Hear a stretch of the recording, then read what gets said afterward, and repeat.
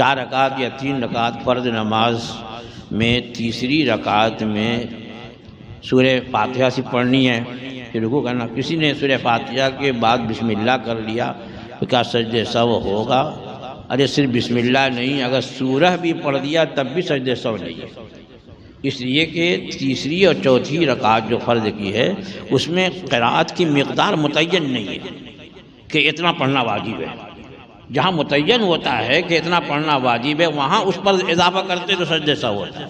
جیسے قاعدہ اولیٰ میں فرض اور واجب قاعدہ اولیٰ میں صرف التحیات پڑھنا ہے، اس سے اوپر نہیں پڑھنا. اب اگر کوئی اس کے بھول کر بھی درود شریف پڑھے گا تو سجدہ سہو کرنا. لیکن تیسری چوتھی رکعت میں قرأت کی کوئی مقدار متعین نہیں ہے، واجب نہیں ہے.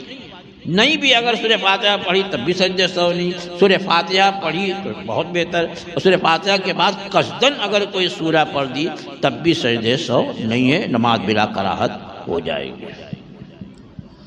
حضرت